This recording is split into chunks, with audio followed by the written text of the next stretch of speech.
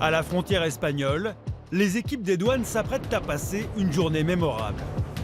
Pascal est le chef de la brigade du Pertus, un poste frontière privilégié par les gros trafiquants qui veulent faire passer leurs marchandises depuis l'Espagne. Quand on est affecté au Pertus, c'est un peu le Graal pour ceux qui veulent faire de grosses saisies de produits stupéfiants. Donc ils savent qu'ici, les quantités peuvent avoisiner 1 tonne, voire au-delà. Donc c'est certain que les agents qui demandent le Pertus, c'est pour chercher ce genre de quantité. Et quand ils prennent leur service, ils ont l'espoir de trouver ce type de quantité. Et s'ils le trouvent, ils sont heureux. Leur terrain de jeu, le voici. Le péage du Boulou, au départ de l'autoroute A9. L'été, 65 000 véhicules y transitent chaque jour. Pour repérer les trafiquants dans la masse, Pascal et ses hommes doivent se fier à leur instinct. Bonjour monsieur. Vous venez d'où et vous allez où s'il vous plaît? Allemagne. Mais il y a des indices qui ne trompent pas. En berline de luxe, ce conducteur avec une plaque allemande pourrait les intéresser. Vous êtes resté combien de temps en Espagne? 2 jours.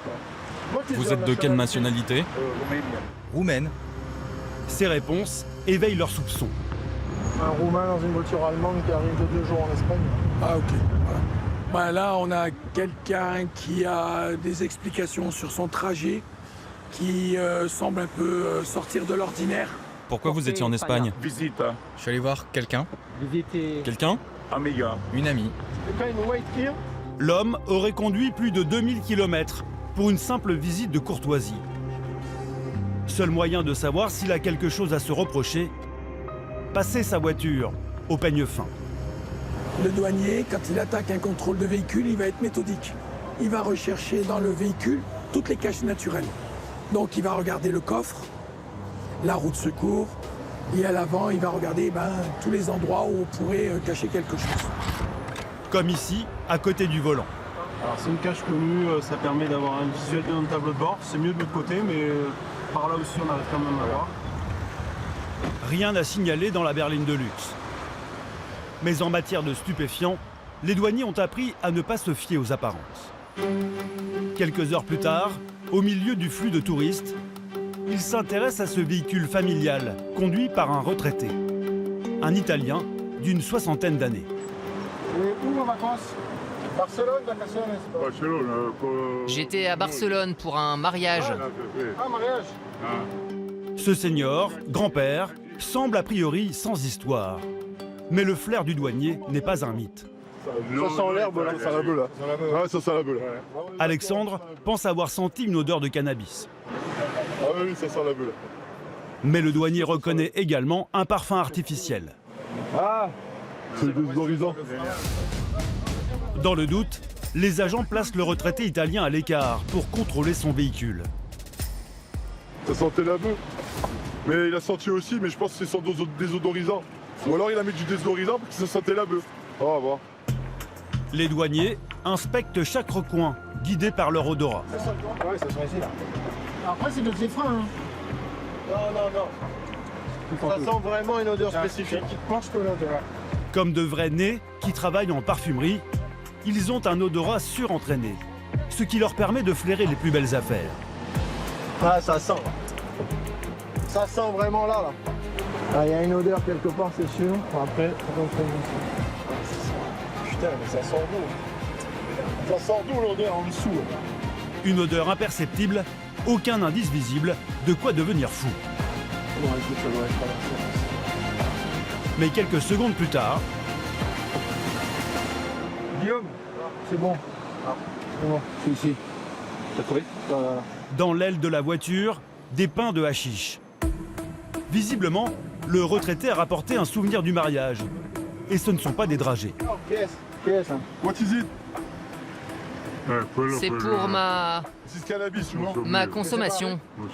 Ma consommation. Hashish, ça. Le grand-père se défend, il serait en fait un gros fumeur de cannabis. Non, ma permet. C'est à moi. C'est pour fumer. Ok. Tiene papel per hashish? Document. Une facture? Document. Quelle facture? Non, je n'ai pas de facture. So you are arrested. Ok. Monsieur, arrested. Allez, mettez-moi derrière. Non mais c'est bon. Ce sont les caches naturelles du véhicule. Après, on a peut-être de l'autre côté aussi. Allez, tiens, il y a une sable. C'est quoi? De la résine de cannabis.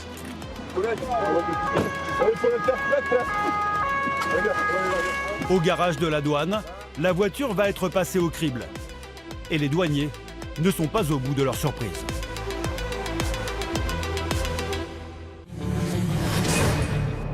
Bonsoir à tous. La frontière franco-espagnole, 623 km qui serpente au sommet du massif des Pyrénées, de la Méditerranée à l'Atlantique. Une zone sous très haute surveillance, car c'est la plaque tournante de tous les trafics, drogue, alcool ou cigarettes. Pour y faire face, les équipes des douanes sont sur la brèche. Comme au poste frontière du Pertus, où Pascal, le chef de brigade et ses équipes, traquent les trafiquants internationaux et réalisent des saisies de drogue spectaculaires.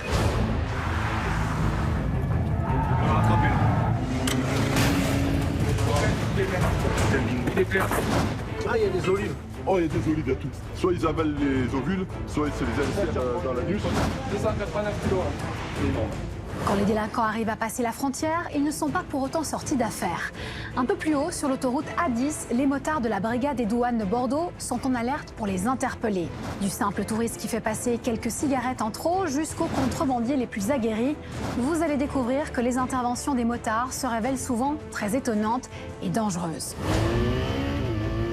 Arrête-toi! Arrête-toi! Descends la bagnole! Allonge-toi! Descends!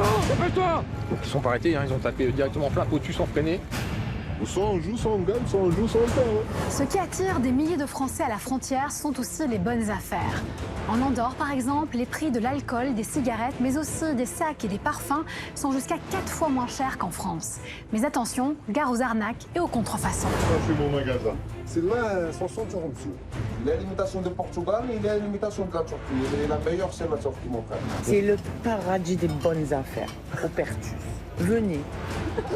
J'espère que la carte bancaire a bien chauffé. Elle est plus bleue, elle est marron.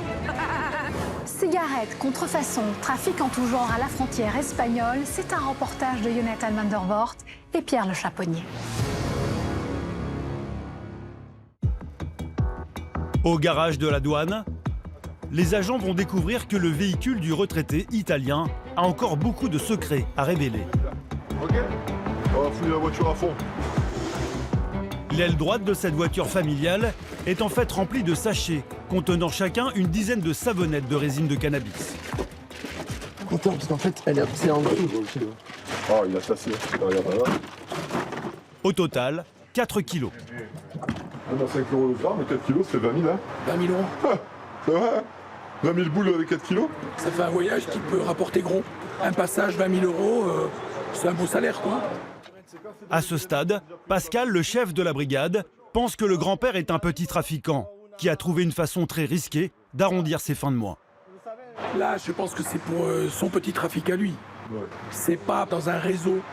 Là, c'est un gars qui est descendu en Espagne, qui s'est acheté une petite quantité, qu'il destine à la revente. Mais plusieurs indices vont le faire changer d'avis. Alors que les douaniers commencent à démonter entièrement la voiture, Avec Vincent, on a réussi à voir jusqu'à là. Ah, c'est là que je le vois, moi. le portable du retraité sonne 3 fois de suite.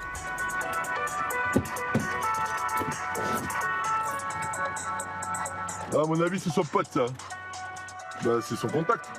Soit son ouvreur, soit s'il appelle de suite pendant le contrôle, il le voit pas, il s'inquiète, il a arrêté à l'air des Catalans ou je sais pas où et il attend des nouvelles, alors tu sais où?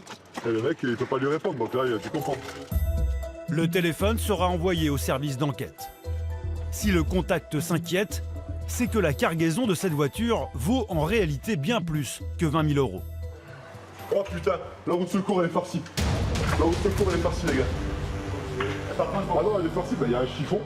Et une fois, j'ai fait 9 kilos de coque comme ça. La roue de secours a visiblement été bourrée de drogue et de tissu. Une technique qui permet de camoufler l'odeur. Pour les douaniers, c'est jour de fête. Oh, elle est crevée en plus. Elle est pas gonflée en plus. Ah oui, ça va tomber là.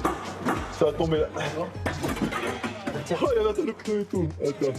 Ah oui, il y en a dans le pneu. Il est tout dégonflé. Viens voir, Vincent. Viens, ouais, Viens voir. Encore des dizaines de pains de hashish. Et ce n'est pas tout.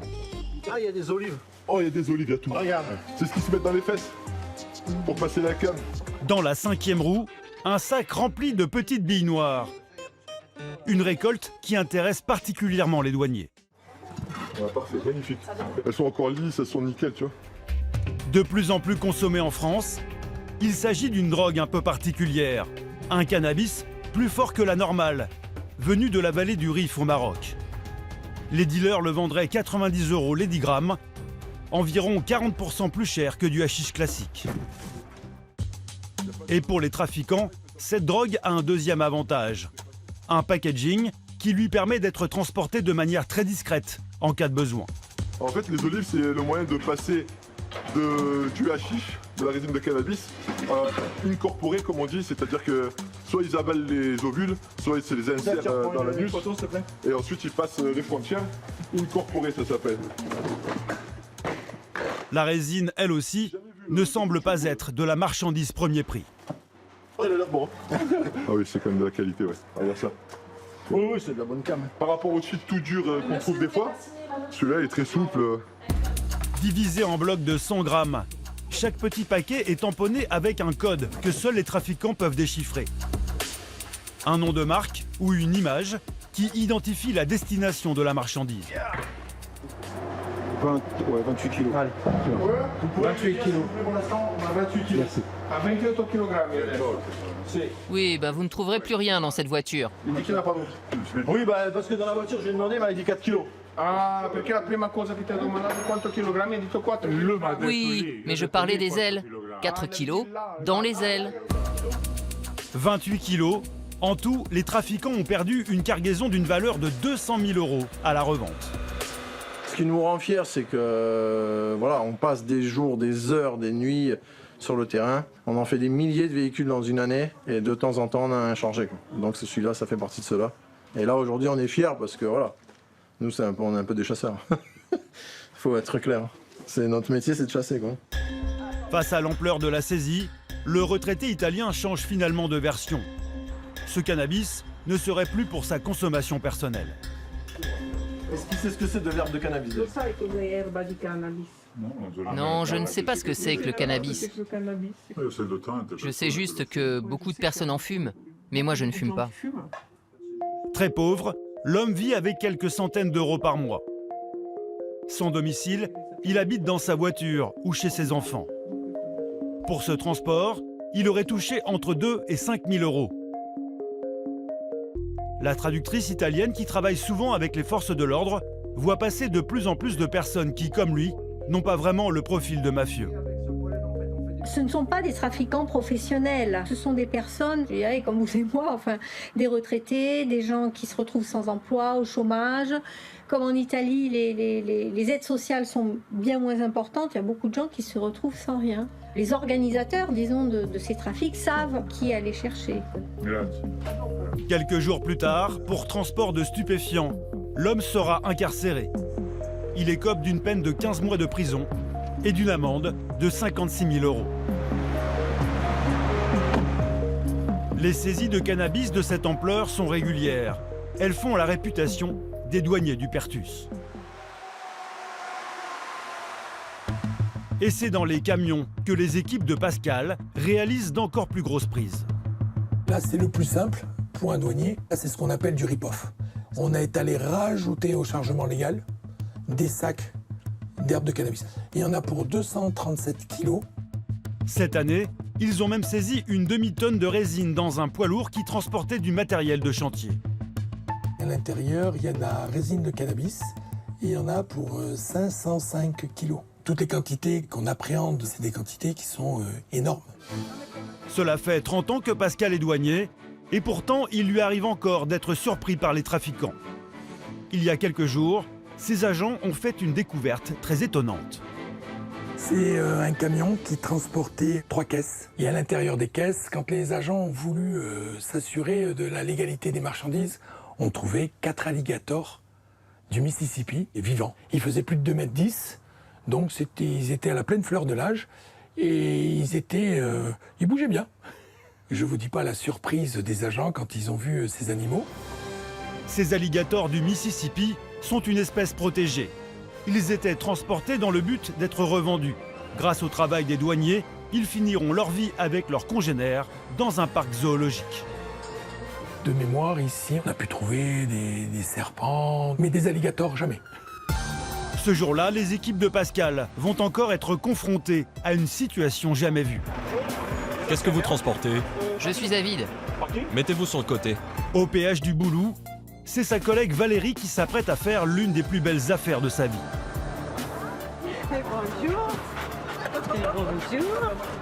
Valérie travaillait dans les bureaux. Elle a demandé son affectation sur le terrain il y a seulement 10 mois. Bonjour, la CMR, s'il vous plaît. En plastique, c'est de mon tour. Après, il y a 800 kilos, les t-shirts là. Ce soir, avec ses collègues, elle se concentre sur les contrôles de camions. Je me trouve là, je me rase la tête. Il faut vraiment avoir les yeux partout. Hein. Et la nuit, c'est encore plus dur que dans la journée, quoi. Et le dimanche soir en particulier. Le week-end, les poids lourds non alimentaires n'ont pas le droit de circuler en France. Ils s'agglutinent tous à la frontière en attendant la levée de l'interdiction le dimanche à 22 h. Des centaines de camions prennent alors la route en même temps. Une occasion en or pour les trafiquants de se fondre dans la masse. Merci, au revoir. Les douaniers ne disposent que de très peu de temps pour identifier les véhicules suspects. Il est 23 h quand ils arrêtent cet Espagnol, qui leur semble trop poli pour être honnête. C'est mon collègue qui a arrêté. Et quand il a arrêté, il lui a dit déjà à votre disposition, ou un truc comme ça. Il paraît un peu perturbé et ses réponses sont confuses. Vous avez de l'argent à déclarer? Dinero à déclarer à la douane? À déclarer? Non, rien. Quanto dinero? Ah, de l'argent? Non, non, j'en ai pas. Ah si, j'ai 250 €. Autre indice suspect, il arrive de Malaga, une station balnéaire espagnole située tout près du Maroc, réputée pour ses nombreuses affaires de saisie de stupéfiants. Les douaniers approfondissent leur contrôle. Je vais en Italie. Et vous venez d'où? Je suis espagnol. Les douaniers se lancent. Mais le chargement de ce camion va déconcerter ces agents aguerris. Le poids lourd est à moitié vide. Seulement 20 palettes au contenu déroutant. C'est le sac de terreau, apparemment. D'engrais, ouais. Pour fleurs. Un chargement qui n'a aucun sens. Ça n'a pas l'air d'avoir énormément de valeur. Les caisses, elles sont pas spécialement lourdes. Le chargement, il est pas très onéreux, quoi. Pour le trajet qu'il fait. Ça, c'est pareil que les autres. Caisse vide avec du terreau dedans. Du terreau de Malaga. Pourtant, la ville n'est pas connue pour ce type de production. Appel du renfort. On a besoin d'aide, s'il vous plaît. L'un des agents donne l'alerte. Ouais, je ne peux pas du tout. D'accord. On va regarder. J'ai même senti c'est du Tupperware. Des fois, dedans, tu as un sac de terre. Et il y en a des fois, il n'y a rien. Il me plaît pas ce nom. Le mec, il me plaît pas. Le mec, il te fait voir sa carte militaire. Ouais. Il dit à votre service, je le sens pas. Ouais. Ok, ça marche. Donc, je pense qu'il faut l'approfondir. On va faire des bâchés. Là, on fait des bâchés. Et puis, il y a 2 ou 3 agents qui vont remonter pour approfondir encore plus dans les cartons et voir ce qu'il y a dedans. D'expérience, les douaniers savent que s'il y a présence de stupéfiants, la marchandise sera bien cachée dans les endroits les plus inaccessibles du chargement. Vale, gracias. Ouais, ça sent. Ça sent l'herbe. Il y a une petite odeur, on ne sait pas si ça vient du plastique ou s'il y a vraiment de l'herbe ou quelque chose. Donc on va ouvrir les cartons pour voir ce qu'il y a dedans.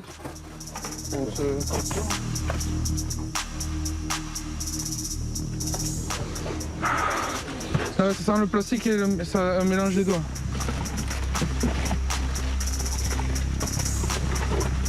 Dans les cartons du dessus, uniquement de l'engrais. Mais tout au fond du camion, la récolte s'annonce miraculeuse. Comment? Ah ouais? Vas-y, enlève celui du milieu, poulet. Enlève ça. Ça pèse rien. Ouais. Attends. Rapproche-toi du mec. Rapproche-toi du mec.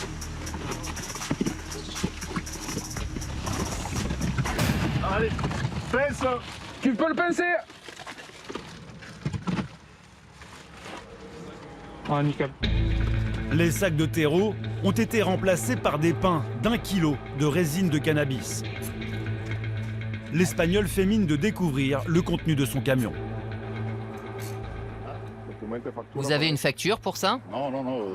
Non, moi je ne suis que le chauffeur. Vous savez que c'est du cannabis? Non, non, moi je ne sais pas ce qu'il y a dans le chargement. Je ne suis que le chauffeur, c'est pas moi qui ai chargé le camion. Ce soir, Valérie et ses collègues ont eu le nez creux. Ce sac contient à lui seul au moins 10 kilos de hashish. Il y en a d'autres en dessous encore. Je pense qu'ils les ont tous chargés. Ouais, ça se voit là. Là, il est plein. Cette cargaison énigmatique ne semble pas encore avoir révélé tous ses secrets. Je pense que ça va être une belle saisie. Ouais, c'est beau ça. Une belle saisie. Tape là pour Les jeux plus. Pour les douaniers, la nuit s'annonce pleine de promesses. Je vous l'avais dit. Il Ouais, plaisait pas, lui. C'est génial. Très contente pour nous, quoi. C'est... Quand on se donne du mal et qu'on a des résultats comme ça fait toujours plaisir, quoi. C'est l'une des premières grosses saisies de Valérie et elle n'est pas au bout de ses surprises. Le camion est conduit au garage de la douane pour être entièrement vidé. Quant au conducteur espagnol qui n'aurait pas participé au chargement, pas de chance pour lui, car c'est la deuxième fois que des individus remplissent son camion avec de la marchandise illicite. Vous avez déjà eu des problèmes avec la police ou la douane? Ah non, aucun problème, je suis tranquille. Non, problème cannabis. Non, mais des problèmes de cannabis. Non, non. Jamais. En Espagne, non? Ah, des problèmes? Ah oui, bien sûr. À Malaga, on m'a déjà chargé un camion complet. Complet. Des kilos, comme des glaces. L'homme a visiblement la mémoire courte. Vous avez fait de la prison en Espagne? En Espagne, bien sûr, j'ai fait de la prison. J'ai fait 3 ans et demi. Pour transport de cannabis? Oui. Les douaniers déchargent entièrement le camion pour inspecter la vingtaine de palettes. Cela représente plus de 300 cartons à ouvrir. Alors celui-là, il est vide. Et dans celui-là, il y a plein de sachets de terreau et les caisses. Si certaines sont remplies de terreau, d'autres sont garnies de résine. Ah, il y en a pas mal. Voilà, la résine. Une deuxième palette chargée. Ah, attendez. Oh putain, bingo. Il est plein. Puis une troisième. Il est lourd celui-là. Bingo. Allez, encore. Bingo. Oh, il y en a plus, il y en a plus. Valérie pense enfin avoir percé le mystère de ce chargement incongru. Dans les autres palettes, ils ont mis du terreau. Dans les caisses, comme ça. Pourquoi? Pour que ça soit à peu près le même poids que les palettes où on a trouvé la résine de cannabis. Ils savent très bien que si c'est pesé, voilà, ils ont mis le terreau dans les autres colis pour à peu près équilibrer tous les poids des palettes. Un système prévu au cas où les douaniers se seraient contentés de peser le contenu du camion. Tout porte à croire qu'il s'agit de trafiquants internationaux très organisés. Ils n'ont pas chargé le poids lourd de produits périssables, mais de marchandises réutilisables à l'infini. Ils peuvent le réutiliser plusieurs fois. Et ça coûte pas très cher. Donc ça peut être un bon moyen de cacher la marchandise pour pas cher et voilà. Là c'est une organisation de trafic de drogue entièrement pensée. Comme une entreprise classique, les trafiquants ont même mis de côté un échantillon. C'est un échantillon. Non. Cette petite quantité de résine aurait pu permettre aux destinataires de tester la qualité du produit avant de déballer le chargement. Après 2 heures de contrôle, c'est le moment que tous les douaniers attendent, la pesée. Ah, ça sera une très belle saisie.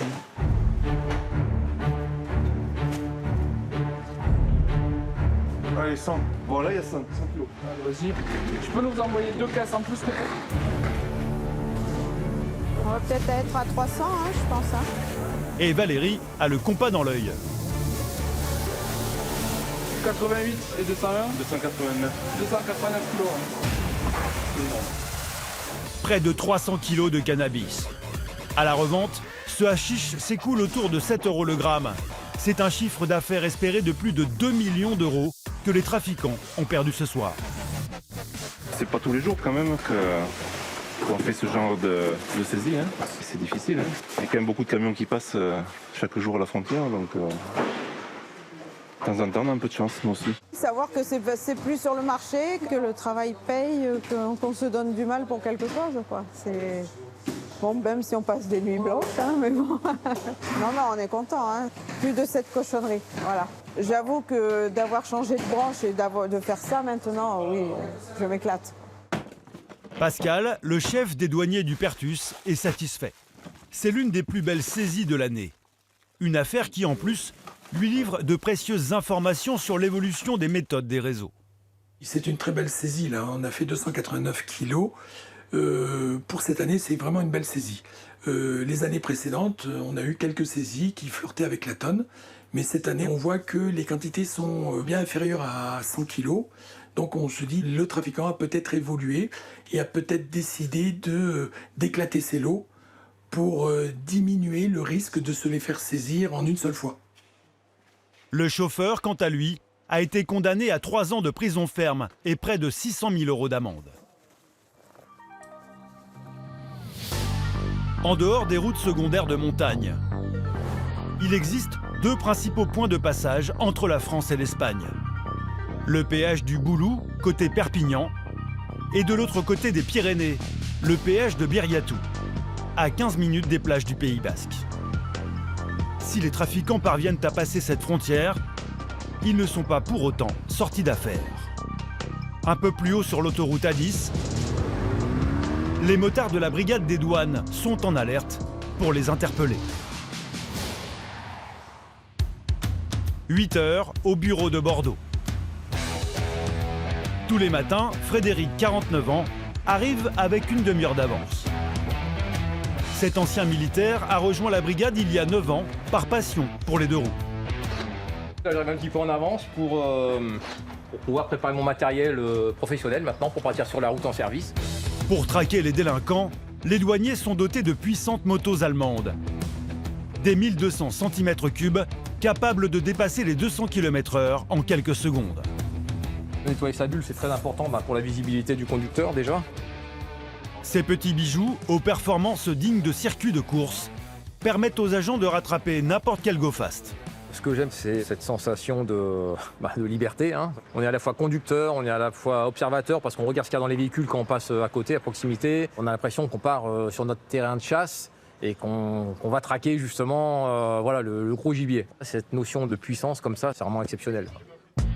Des douaniers motards comme Fred, il n'y en a que 250 en France. Salut mec, ça va et toi? Forme? Ouais, tranquille, prêt pour le service? Et pour cause, le concours est très sélectif. À la fin des 4 mois de stage, il n'y a parfois que 50% d'élus. Le stage motocycliste, c'est un stage qui dure quand même 17 semaines. C'est un des stages, voire le stage le plus difficile de l'administration. Moralement, c'est quelque chose qui est très intense, très dur, il n'y a pas de récupération. C'est 17 semaines, mais que de moto.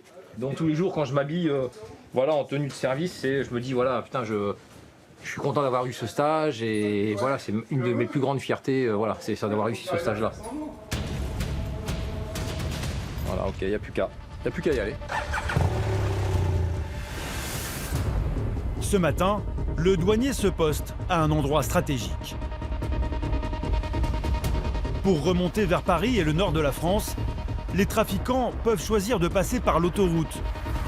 Mais pour éviter les contrôles au péage, certains empruntent la route nationale.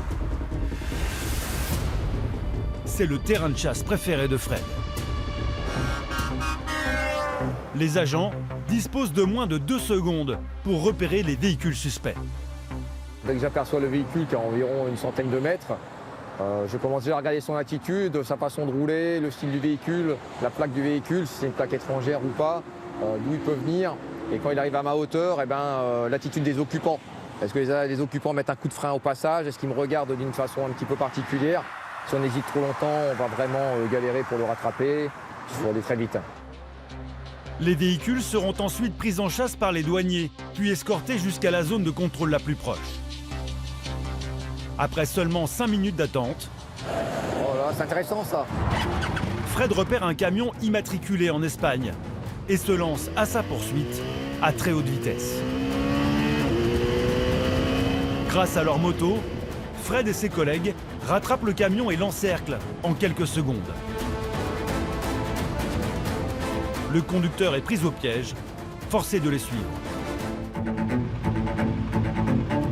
Alors, il va où? Il fait quoi? Il va d'Espagne. C'est du vin? Oui, c'est du vin. Finalement, rien à signaler sur ce camion qui transporte du vin jusqu'à Berlin, en Allemagne. Fred et ses collègues traquent les gros trafiquants.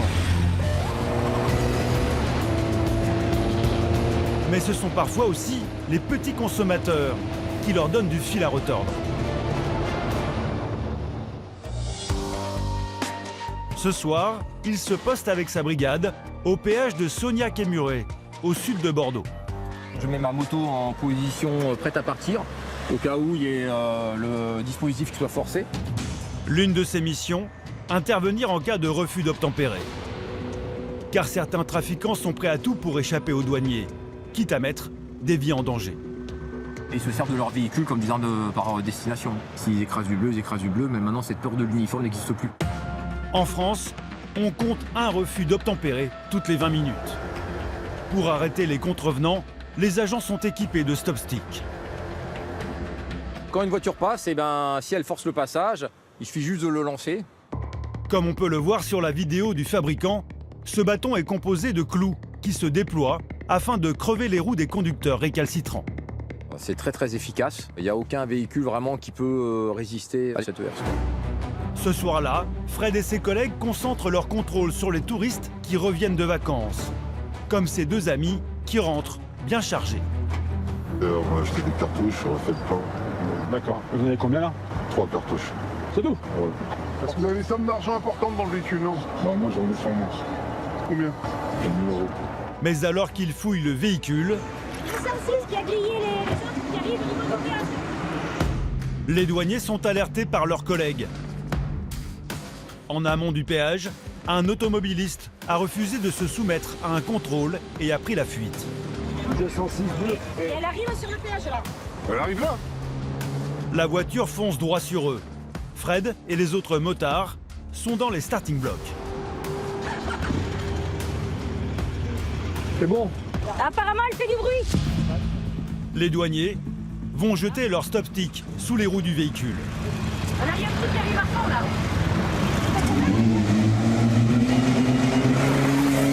Lancée à près de 100 km/h, la voiture explose la barrière de péage, puis frôle les douaniers, qui jettent leur stop-stick sous ses roues.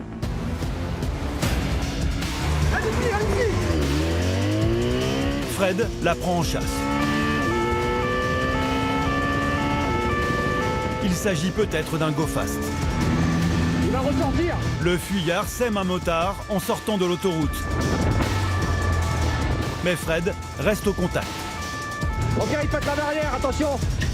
Le chauffard percute cette deuxième barrière et se lance sur cette aire de service réservée au personnel de l'autoroute. Mais sa course s'arrête là. Arrête-toi! Arrête-toi! Descends de la bagnole! Descends de la bagnole! Fred sort son arme. Ok, descendez de la bagnole, descends! Descends! Descends! Dépêche-toi! Allez, descends! Descends! Viens ici! Couché! C'est bon! Couché! Les 4 fugitifs n'opposent pas de résistance. Mets les mains dans le dos! Mets les mains dans le dos! Aïe, s'il vous plaît. Le choc a été violent, comme en témoigne l'état de la voiture. Donc ils sont pas arrêtés, ils ont tapé directement plein pot dessus sans freiner. Et ensuite ils se sont immobilisés ici. De toute façon ils n'avaient pas le choix puisque les pneus avaient été stickés par les collègues avec les stop-sticks. Donc la voiture ne pouvait pas aller très loin.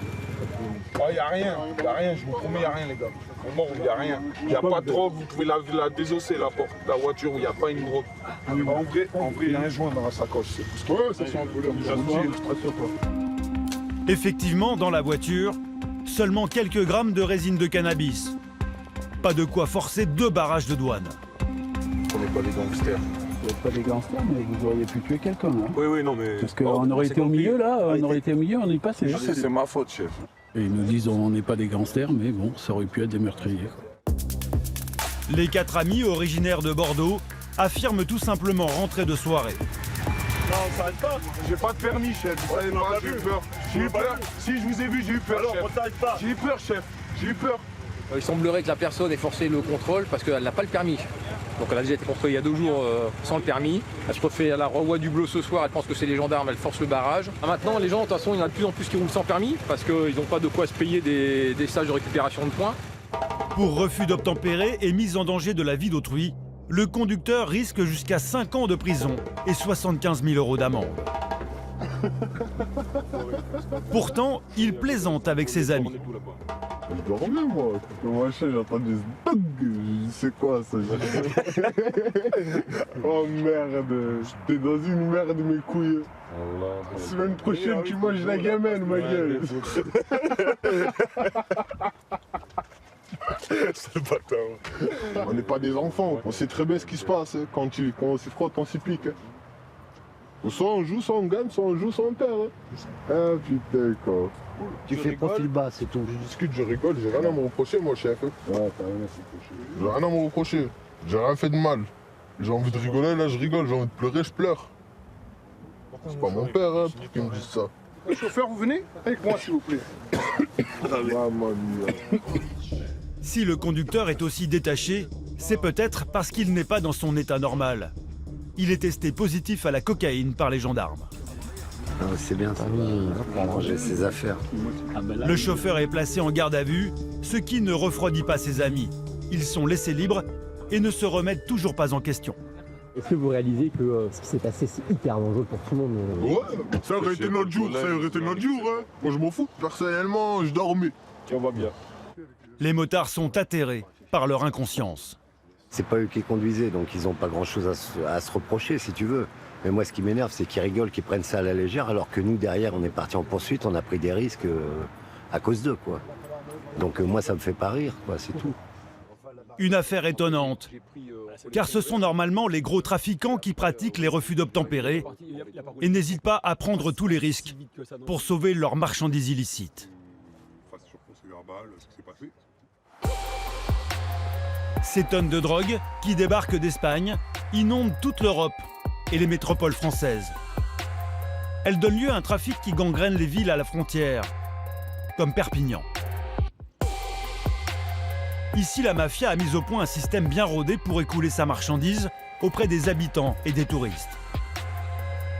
Une organisation criminelle qui s'appuie notamment sur l'immigration illégale, une main-d'œuvre inespérée.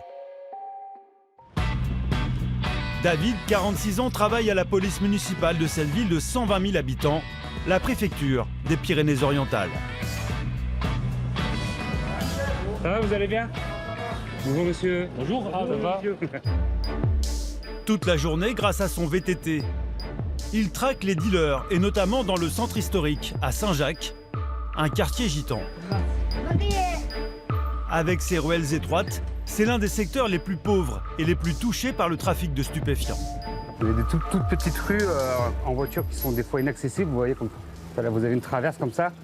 Le mec qui prend là en voiture, impossible de le poursuivre. Donc un vélo, on passe partout. Avec un véhicule, il nous voit y arriver à 10 km, tandis qu'avec un vélo, on peut encore les surprendre. C'est l'avantage du vélo. Dans ces petites rues discrètes, éloignées des caméras de vidéosurveillance, David fait ses plus belles prises. Voilà. Cousin, attends, cousin, reviens. Ce que tu fumes. Ce matin, surprise, il tombe nez à nez avec un fumeur de cannabis qui sort tout juste de chez lui. C'est un joint, chef.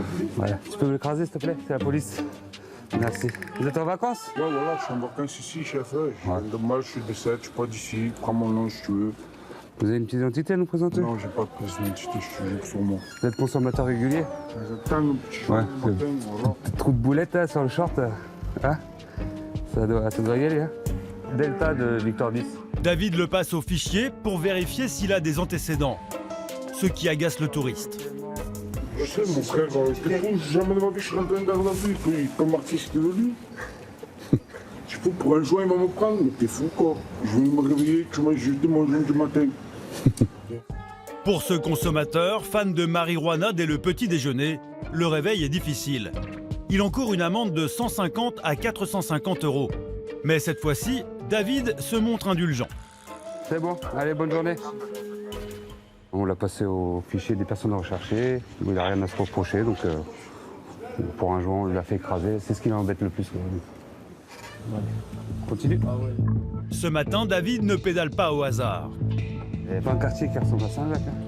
Il veut arrêter un dealer supposé que ses collègues de la vidéosurveillance ont repéré il y a quelques jours. L'individu, posté juste au-dessous de leur caméra, reçoit des visiteurs toutes les 10 minutes. Soit il est très populaire, soit il est à la tête d'un juteux business. David espère le prendre en flagrant délit.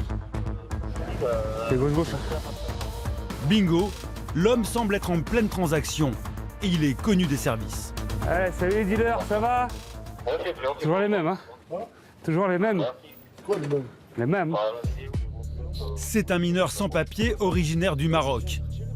Il a déjà été condamné à de la prison avec sursis pour trafic de stupéfiants il y a quelques mois. J'ai rien, monsieur. Je viens de... On est acheté, nous aussi, t'as capté? Arrête de parler, c'est bon. Je te connais, je sais que tu deals. Là, je vais pas, moi. Ouais. Ma mère, elle vient de Paris, je veux le ramener à chez moi. T'as ma mère. Prends tout l'argent, là. T'as combien, là? J'en ai beaucoup, parce que je l'ai ramené, là. Ouais, ça m'a. Prends pour un idiot. Ce jeune homme, en situation irrégulière, deal pour gagner sa vie. En fait, les dealers, ils ont compris le truc et ils les embauchent. Ils ont besoin d'argent, donc c'est l'argent facile. Ils sont à 150 € par jour. Ils les logent dans des logements insalubres. Ils viennent par centaines, donc il y en a un qui se fait arrêter, ils en foutent un deuxième. Voilà. C'est que ça. Tout montre que le trafic est parfaitement organisé. T'as plus d'argent sur toi que moi à la banque. Voilà, dextérité, d'habitude. 310. Le dealer avait disposé sur le rebord de la fenêtre, au vu de tous, une petite balance. Il découpe et il pèse au gramme pour le client. Il met dans un petit sachet et il donne directement. Hop, on peut récupérer. Oh, une blague?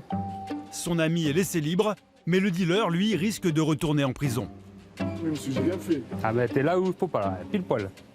Alors malgré ses antécédents, le flagrant délit et les images de vidéosurveillance, il continue à nier. Il a tendance à tailler lui. Donc, je me taille pas, moi j'ai rien fait. Pourquoi je me taille? Je fais des joints, mais je vends pas de shit, moi. T'es innocent. Hein? T'es innocent. Comment ça, je suis quoi? Je sais même pas ce que ça veut dire, ok. Tu es innocent. Tu peux te décaler un peu, s'il te plaît? Là. Et quand David commence à inspecter sa cachette, il s'énerve. Regarde tout ce qu'il y a. Ça veut dire là, tout qui sort par là, c'est à moi. Y a rien là, regarde. Je sais pas moi, tu prends des trucs bizarres. C'est vide, regarde. Des emballages de savonnettes de résine. C'est ce que c'est. Non, tu me racontes là, tu prends des trucs là, vas-y, voilà. On dit que c'était à toi. Ben non, putain, ma gueule là. Y a rien, monsieur. Non, ben non, je me calme pas. Je me calme pas. Vous avez bien raison de ne pas vous calmer, vous. Non, je me calme pas, monsieur. Tu connais ces emballages-là? Et toi aussi, tu la connais? Bah oui, on connaît. C'est les par cœur, on va pas les chercher. Voilà. Je connais pas. Alors qu'une autre équipe embarque le jeune homme jusqu'au commissariat de la police nationale, David fouille les lieux. Si on peut saisir la marchandise, ça sera déjà ça de monde qui circule. Une chasse au trésor qui va se révéler payante. Cette fois, c'est un squat qu'on a fait fermer. On a trouvé beaucoup de cocaïne ici. Là, s'ils n'ont pas le bras assez long pour récupérer un truc. Tu verras ici. Faut avoir peur de salir les mains. Attends, regarde. C'est du cannabis, de l'herbe de cannabis compressée. Mais David est persuadé que l'homme a caché d'autres marchandises dans la rue. Alors il en fouille chaque recoin. Ouais, tu vois, ils peuvent cacher dans les bouches d'égout. Et finalement, c'est dans cet ancien compteur électrique qu'il fait une récolte digne d'un dimanche de Pâques. Ah, c'est de l'herbe de cannabis. Une vingtaine de sachets d'herbe vendus 10 € l'unité. Et là, on en a encore, de la résine. Un petit sachet, tu vois, ils découpent comme ça. On a un paquet, ouais. Moi, ce sera déjà ça de moins dans leur poche. David est satisfait et il récolte même les félicitations d'une riveraine épuisée par la présence des délinquants dans son quartier. On a besoin de vous, hein. Alors on essaye d'être là le plus possible. Les gens ils sont excédés, ils respectent rien, ils jettent, c'est insalubre, ils pissent, ils chient partout, ils se bagarrent entre eux, ils menacent, ils rentrent chez les gens carrément. C'est vraiment compliqué. Hein. Ici, les dealers tentent de s'approprier les rues et les petites mains du trafic se sentent au-dessus des lois. L'été, Perpignan attire des milliers de vacanciers. Le jour, les touristes visitent ses ruelles médiévales et ses fortifications. Et le soir, ils profitent de l'atmosphère méridionale de la ville. Des vacanciers loin d'imaginer ce qui se passe vraiment à quelques rues de là. Il est 21h. Steve, le chef de la brigade de nuit de la police municipale, patrouille dans le centre. Quand il repère un scooter avec des individus sans casque qui roulent dangereusement vite et risquent de créer un accident. Steve le prend en chasse. Doucement.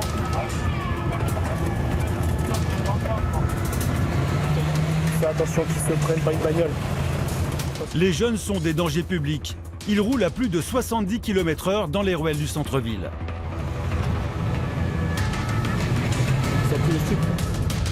L'homme à l'arrière du scooter porte une sacoche qui pourrait contenir des stupéfiants.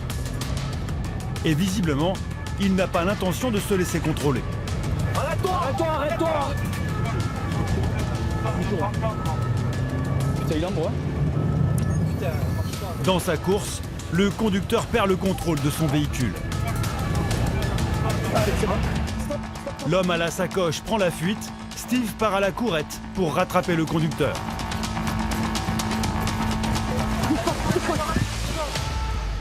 C'est bon, c'est bon. Viens là, viens là, viens là. Lève-toi, lève-toi.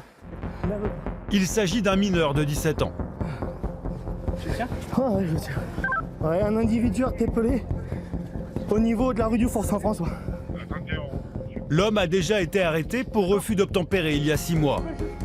T'es resté au niveau de la voiture là. Mais cela ne semble pas lui avoir servi de leçon.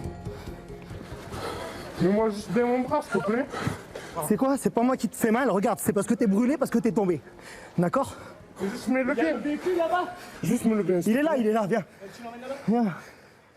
Reste à savoir pourquoi il a pris autant de risques. Assis-toi. Tu bouges pas. T'as une pièce d'identité surtout ou pas? Ça peut être une des raisons pour lesquelles ils ont refusé de s'arrêter tout simplement. Le passager avec la sacoche a réussi à s'enfuir. L'adolescent n'a pas de stupéfiants sur lui. En revanche, son scooter semble suspect. En partie désossé, il roule par miracle. Ils ont découpé l'endroit où tu avais le numéro de canne. Le numéro de série a été soigneusement découpé. Impossible pour les policiers de vérifier dans leur fichier si le scooter a été déclaré volé.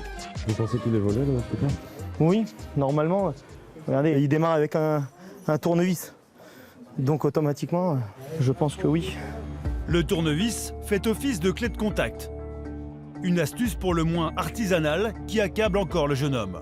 Il est à toi le scooter? Non, je t'ai rien fait là.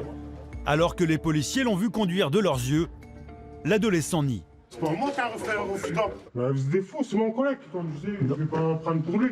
C'est toi qui conduisais? Ce n'est pas moi. Non, tout le temps. Ça y est. C'est un truc de fou. Mais pourquoi vous dites pas la vérité, quoi? Ce n'est pas moi. Pour ce refus d'obtempérer, l'adolescent en récidive risque 1 an de prison et 7 500 € d'amende. Hop là. Tu comprends pourquoi je te mets les pinces, vu que t'as déjà pris la fuite.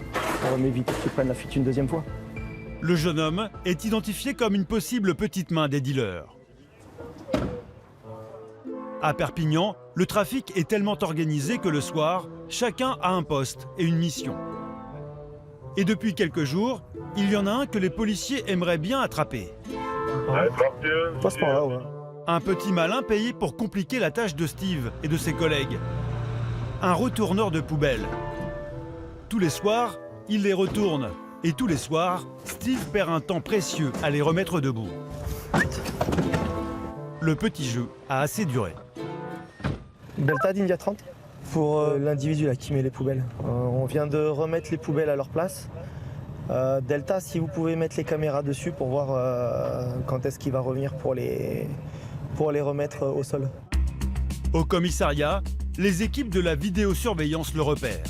Pour les signaux, il y a un jeune qui remonte la rue de l'hôpital. L'individu serait à une centaine de mètres de là, dans une rue parallèle. Claque pas la porte, claque pas la porte. Steve veut le prendre en chasse à pied.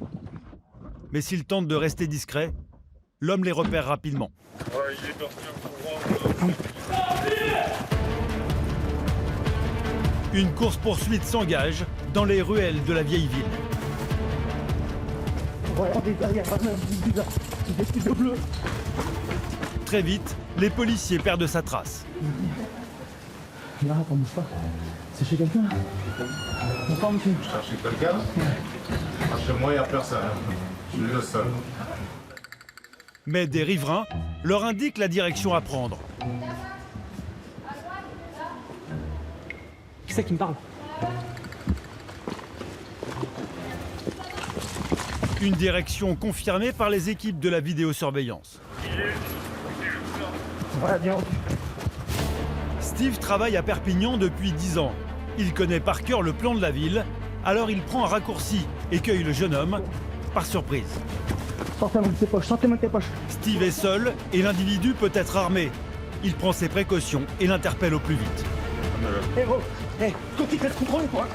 Tu bouges pas, hein. C'est la police là, tu bouges pas. Oui. Tu te mets là. Là, retourne-toi. Retourne-toi. Ah, tu bouges pas. Ok. Quelque chose de dangereux ou pas? Quand tu cours, ça se passe mal. On est d'accord? Ok. Ce sans-papier, originaire du Maghreb, admet avoir fait tomber les poubelles. Donc la prochaine fois, tu cours pas, d'accord? Et tu vas pas ramasser les poubelles là-bas. On bloque pas la police. Moi la mise au div. On ne bloque pas. La bloque. Non, non, non. Tu ne fais pas ça. La prochaine fois, je t'emmène au commissariat.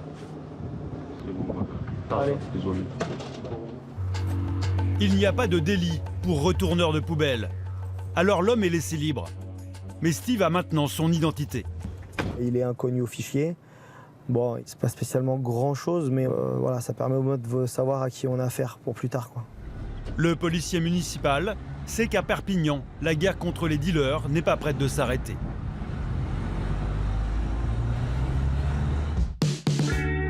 Pour endiguer le trafic de cannabis, l'Espagne, elle, a pris un virage opposé à la France.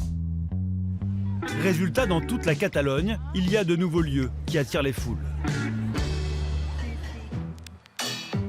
Dans certaines rues, des portes discrètes font l'objet de va-et-vient incessants. Des Espagnols qui rentrent du travail, mais aussi des touristes. Des plaques indiquent des noms de clubs privés. Des associations discrètes pour des personnes qui partagent toutes la même passion, le cannabis. Dans ces cannabis clubs, il leur est possible de fumer des joints en toute légalité. C'est la meilleure herbe que j'ai jamais fumée. Le goût est fantastique. Dans le pays, le cannabis n'est pas légalisé, mais dépénalisé. Les Espagnols ont le droit de faire pousser de l'herbe chez eux, à condition de la fumer dans un lieu privé comme celui-ci. C'est la raison pour laquelle Venceslas, 28 ans, a quitté la France. Ce consultant, spécialisé dans les produits à base de chanvre, a déménagé à Barcelone il y a 6 mois. Je suis venu m'installer à Barcelone par rapport au climat et surtout parce que par rapport au cannabis, les lois ici sont beaucoup plus souples qu'en France. Ici, la loi nous permet d'avoir 2 plantes à la maison légalement, nous permet d'être membre d'une association et d'en faire partie. Dans les cannabis clubs, les autorisations de tournage sont rarissimes. Exceptionnellement, le patron de celui-ci a accepté de nous ouvrir ses portes. Bonjour, ça va, tu vas bien? C'est ici que Venceslas a décroché sa carte de membre. Le lieu est interdit aux mineurs et aux touristes. On a une application et on est obligé de biper pour pouvoir entrer dans le club. Ça certifie notre identité, en gros, parce que c'est relié avec notre carte d'identité. À l'intérieur, décoration soignée, fauteuil club et service au bar. Sauf qu'ici, il n'y a pas que des cocktails. Comme le permet la loi, les membres payent une cotisation annuelle de 20 € et peuvent recharger une carte pour profiter de 60 grammes d'herbe par an soit environ 180 joints. Ça va, tranquille? On va bien? Très bien, toi, frérot. Ça te dit, on va à la plage après? On va manger vers la plage? Voilà, ça va bien, frère. Voilà, Comme ça, on va voir la mer, tranquillement. se relaxer On se un petit peu. détend. Voilà. On a besoin, On a besoin de la mer un peu, ouais. C'est zen, tout simplement. Je sais que c'est drôle, dit comme ça, mais c'est zen. Chaque Espagnol a le droit de cultiver 2 plants de cannabis. Les membres d'une association délèguent cette culture à leur club. En encadrant la consommation, l'Espagne espère limiter les trafics. C'est 100 fois plus sécurisant de faire partie d'une association et de pouvoir consommer sa part de l'association que d'acheter dans la rue où on n'a aucune traçabilité. On peut avoir des problèmes avec la police car c'est interdit de transporter du cannabis dans la rue. Ici, il y a une traçabilité de la graine jusqu'à la fleur. Je commence à être défoncé. En Espagne, les cannabis clubs sont strictement encadrés. Pour ne pas inciter à la consommation, les touristes n'ont pas le droit d'entrer. Il faut avoir une carte de résident espagnol. Les touristes, c'est pas qu'ils ne sont pas les bienvenus, c'est que ce n'est pas un magasin, ce n'est pas un coffee shop néerlandais. Du coup, nous sommes désolés, mais non, ce n'est pas possible. Un touriste qui serait pris à la sortie d'un cannabis club en possession de marijuana risque une amende de plus de 600 €. Mais si cette association refuse les non-résidents, d'autres seraient beaucoup moins regardantes sur l'origine de leurs membres. Sur Internet, des sites écrits en français recensent les cannabis clubs. Il y en aurait plus de 300. Et selon ces articles, beaucoup accepteraient les touristes. Devenir membre d'un cannabis club est une opportunité ouverte à tous. Nous avons voulu vérifier. Équipés d'une caméra cachée, nous tentons notre chance.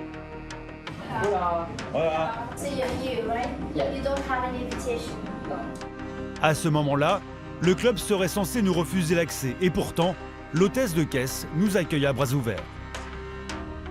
Ce lieu, c'est juste pour les résidents, donc je ne vais pas vous enregistrer comme président. Il y a beaucoup de Français qui viennent ici? Oui, beaucoup de Français et Anglais et Allemands. D'accord. Tout le temps. Et les Espagnols aussi, ils viennent là ou pas tout le monde, les Français? Il y a plus de Français. Pour 20 €, nous devenons membres annuels. Donc on risque pas de se faire contrôler dehors en sortant? Je vérifie tout le temps les caméras avant que vous sortez, mais des fois il y a la police en civil. Est-ce qu'on trouve quelque chose sur vous? Vous avez acheté dans la rue, ok, ici on n'a rien. Oui, d'accord. Pour se protéger de la police, l'établissement effacerait régulièrement sa base de données. Alors que la loi impose un délai de 2 semaines pour autoriser les nouveaux membres à consommer de l'herbe, à peine 5 minutes après nous avoir inscrits, nous accédons au catalogue. Ici, vous avez tous les types d'herbes. Les tarifs ne sont pas écrits car nous ne vendons rien directement. Mais vous pouvez recharger votre carte à hauteur de 10, 15 ou 20 €. Cette faille inquiète les autorités espagnoles qui multiplient les contrôles. Récemment, la police a établi que des trafiquants utilisaient des cannabis clubs comme couverture pour écouler leurs marchandises. Les responsables ont été condamnés à de la prison et la loi risque encore de se durcir. Mais à la frontière, il n'y a pas que les problèmes liés à la drogue et au cannabis qui occupent les forces de l'ordre. Chaque été, des millions de touristes français viennent en Espagne pour profiter des plages et pour faire de bonnes affaires. À seulement 10 minutes de la France, il existe un paradis des petits prix. 2 villes toutes proches, réputées pour leur zone commerciale. Le Pertus et la Jonquera. Des temples de la consommation avec des supermarchés géants, conçus pour les touristes. Un Las Vegas de la grande distribution. Pour s'y rendre, certains sont prêts à faire de gros sacrifices. Il est 4 h du matin, à côté de Marseille. Ce petit groupe s'est levé aux aurores pour un aller-retour au pays des bons plans.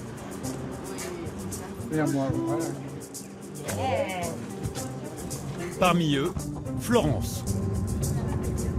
Ça pique un peu le matin, mais bon, ça va. On supporte. Cette mère de famille travaille dans un supermarché et pourtant, elle est prête à faire 12 heures de route dans la journée pour aller faire ses courses en Espagne. Florence a payé 33 € pour cette visite express. Ces allers-retours en bus shopping, comme on les appelle, séduisent des milliers de Français chaque année.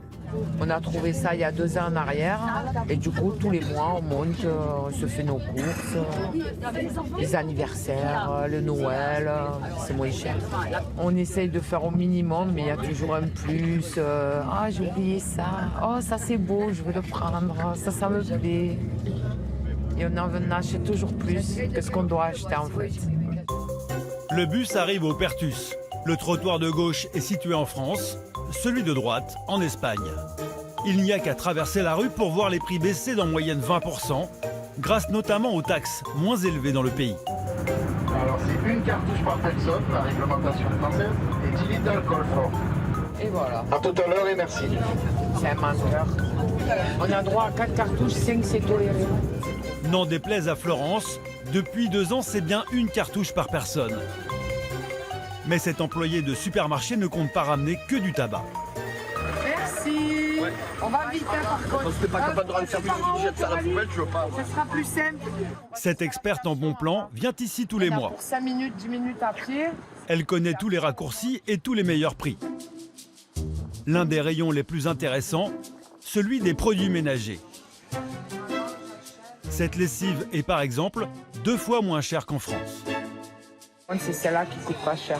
90 machines, je la paye 11 €. Et en France, on achète 90 machines, ça vaut 22 €. C'est énorme. Ici, le prix de son gel douche est également 4 fois moins élevé. Celui-là, il est à 2,40. À Carrefour, on le paye allez, 8 € la bouteille. 7-8 €. Ah oui, c'est énorme. Un comme ça, un pour mon mari. Bonbons, jouets pour enfants. Ouais, elle va être contente, c'est mignon. L'employé de supermarché ne peut plus s'arrêter. C'est le paradis des bonnes affaires au Pertus. Venez. Moi, j'ai donné un catalogue à mon CE du travail. Elle m'a dit, je vais mettre en place les voyages pour le Pertus. Mais le Graal pour les touristes, ce sont les cigarettes, qui coûtent en moyenne 2 fois moins cher qu'en France. À la Jonquera, dans des tabacs XXL, Florence achète une cartouche et du tabac à rouler. 5 paquets de tabac à rouler, s'il vous plaît. Merci, bonne journée. Merci, à vous aussi. La reine des bonnes affaires a pris quelques libertés avec la loi. 5 paquets de tabac, une cartouche et un gros seau de tabac. 163 €. Soit 4 fois trop de tabac. En cas de contrôle par les douaniers, elle risque de payer jusqu'à 750 € d'amende et de se faire confisquer la marchandise. Il y a une dame qui, après la dernière fois, elle a été contrôlée, 26 cartouches, 1500 € d'amende. Bon, c'est vrai qu'il y en a qui se sont fait arrêter, 1500 € d'amende, ça fait mal aux fesses quand même. Hein. Donc là, nous repartons tranquillement à Marseille. J'espère que la carte bancaire a bien chauffé. Elle est plus bleue, elle est marron. Aujourd'hui, Florence a dépensé plus de 300 €. Oh putain, j'ai un parchemin, j'ai. Ouais, il doit rester quoi 15 €, 20 € pour la fin du mois, mais on a tout, donc c'est bon, on s'en fout. On a les cigarettes, c'est ça qui compte, après le reste. Hein. Les frigos congélateurs, ils sont pleins, donc après... On mangera des patates, pour ça, je crois. Des pâtes et des patates. Elle estime avoir réalisé une économie de 200 € sur son ticket de caisse. Encore faut-il qu'elle échappe au contrôle. On tente, on verra bien. Pour rentrer à Marseille, le bus passe le poste frontière du Pertus. Tout le car retient son souffle. Les douaniers sont occupés à contrôler d'autres véhicules. Soulagement pour Florence. Ils sont là, nos copains. Au revoir. Mais à la frontière côté Atlantique, d'autres vont avoir moins de chance. Car les motards de la brigade des douanes de Bordeaux ne se contentent pas de traquer les gros délinquants. Ils ciblent aussi les contrevenants du quotidien. Cet après-midi, Fred et ses collègues concentrent leur contrôle sur les bus shopping. Bonjour, service des douanes, vous arrivez d'Espagne? Oui. D'accord, il y a combien de passagers 60. Ces touristes s'apprêtaient à rentrer chez eux en Dordogne, dans la région de Périgueux. Un aller-retour de plus de 10 heures qu'ils ont voulu rentabiliser, peut-être un peu trop. Ça, on va déjà le mettre de côté. Cette compagnie de bus oblige chaque passager à inscrire son nom sur ses bagages. Facilement identifié, cette retraitée a rapporté 1 kg de tabac à rouler d'Espagne, 4 fois plus que la limite autorisée. C'est pour l'année. Enfin, l'année, non, ça ne durera pas l'année. Mais... Vous avez connu les services de douane ou pas? Ah non. Vous saviez que vous en aviez trop ou pas, madame? Je m'en doutais, de toute façon. Voilà. Mais on vient une fois par an, c'est pour nous, c'est pas pour revendre. Elle risque plusieurs centaines d'euros d'amende, alors elle fond en larmes. Non, mais on va faire un peu d'économie parce qu'on ne gagne pas trop cher.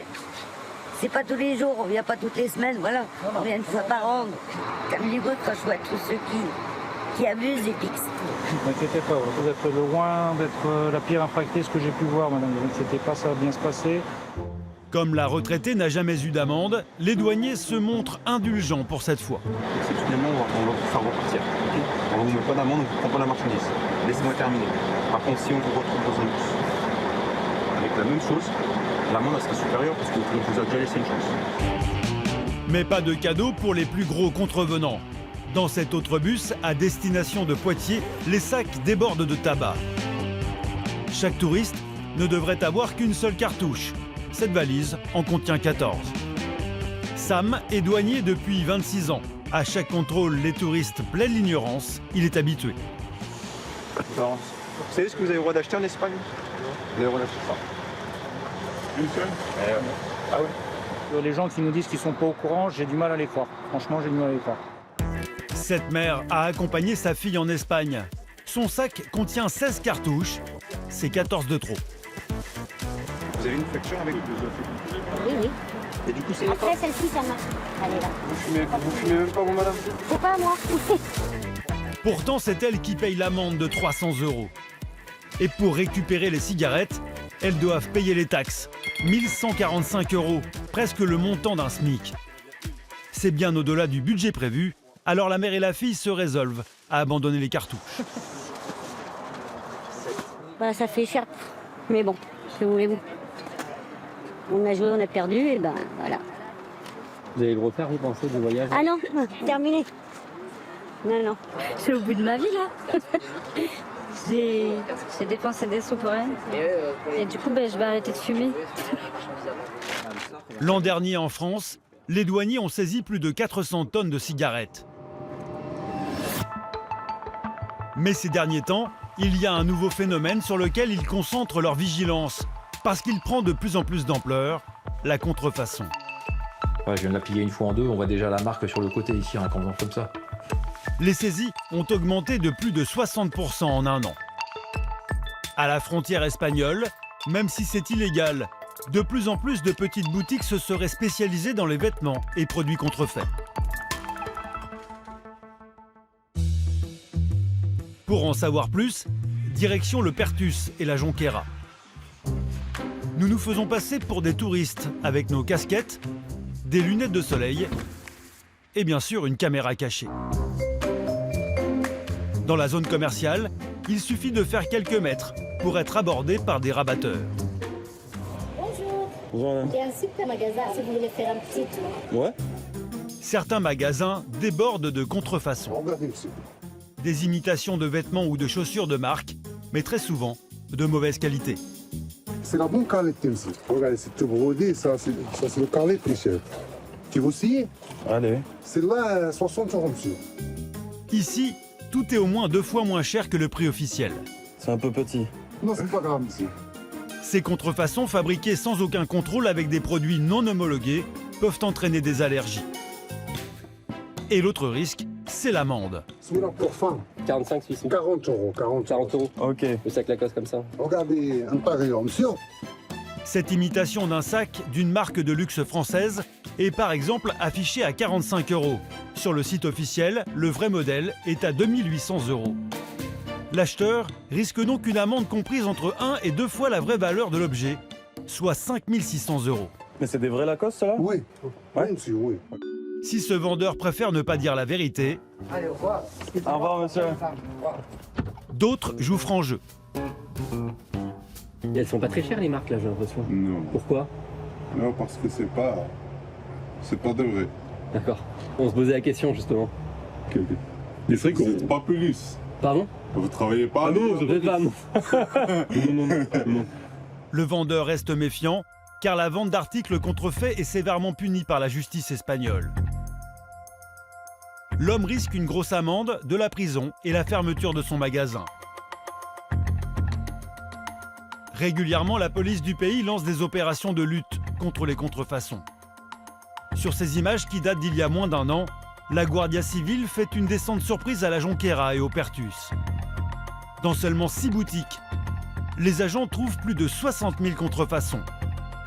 La valeur de la marchandise dépasse les 16 millions d'euros, ce qui témoigne de l'ampleur de ce marché caché. Pour tenter d'échapper au contrôle, certains commerçants se sont organisés et leur imagination est sans limite. À la frontière, nous allons découvrir un monde secret, fait de magasins parallèles. Bonjour. Bonjour. Je voulais voir les porte-monnaies peut-être pour ma copine qui m'a demandé que ça l'intéressait. Oui. Cette vendeuse nous emmène par exemple à l'étage de sa boutique. A priori, rien d'intéressant. Mais d'un seul coup, elle se baisse et actionne un mécanisme discret. Comme dans un film, la vendeuse ouvre une trappe dissimulée. Derrière le magasin officiel, un deuxième magasin encore plus grand, entièrement dédié à la contrefaçon. Baskets, t-shirts, sacs. On se croirait dans un atelier clandestin. Il y a même un lit. C'est votre chambre? Avant, je venais Chanel, vous dites pour le lait, mais maintenant, non, c'est pas. La ville regorge de ces faux magasins. Des immeubles d'habitation entiers semblent même avoir été transformés en supermarchés de la contrefaçon, avec des mannequins à tous les étages. Ça, c'est mon magasin. Cet homme a entièrement réaménagé cet espace, plus de 200 mètres carrés dédiés à la vente, ni vu ni connu. Tous les parfums 20 euros, les gens. Le dernier Ego Boss, beau gosse. Comment ça se fait que c'est à 20 euros, c'est un vrai? Non, on liquide tout. On paye pas les gammes.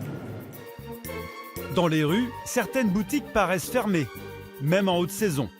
C'est pour mieux cacher ce qu'il y a derrière les devantures. Pourquoi vous avez fermé? C'est pour la chaleur? Ah oui, et après, avant, il y a un petit contrôle comme ça pour les magasins. Ah ouais? Ah oui, mais maintenant, normal, tranquille. Hein. Comment ça, un contrôle? Contrôle d'imitation. Un vendeur accepte enfin de répondre à nos questions. Selon lui, les contrefaçons vendues à la Jonquera ne viendraient pas de Chine, contrairement aux idées reçues. Il y a l'imitation de Portugal et il y a l'imitation de la Turquie. Et la meilleure, c'est la Turquie, mon frère. À la Turquie, tu trouves des trucs comme ça qui sont brodés et cousus, qui ne sont pas collés. Ça, par exemple, c'est collé, par exemple. Et ça, tu l'as 2 fois, 3 fois, ça ne tient pas. Ça, tu l'as vu 1000 fois, et le reste. Il assure que les touristes ne risqueraient rien à en acheter. Si toi, tu achètes, par exemple, un t-shirt, sac, basket, truc comme ça, pas de problème. Parce que chaque modèle, tu as un article ou 2. Le problème pour les gens qui ont le remorque, mon frère, et enfin honnête, qu'elle a beaucoup de marchandises. Ça se voit qu'elle fait le marché. Mais toi, tu achètes pour toi. Ça, il n'y a pas de problème. Contrairement à ce qu'il affirme, l'acheteur risque bien une amende comprise entre 1 et 2 fois la vraie valeur de l'objet. Pour ce sac d'une grande marque de luxe, elle peut donc aller jusqu'à 5 600 €. Un petit souvenir d'un voyage à la frontière espagnole. Alors, au revoir. Merci beaucoup. Que les contrevenants ne seraient pas prêts d'oublier.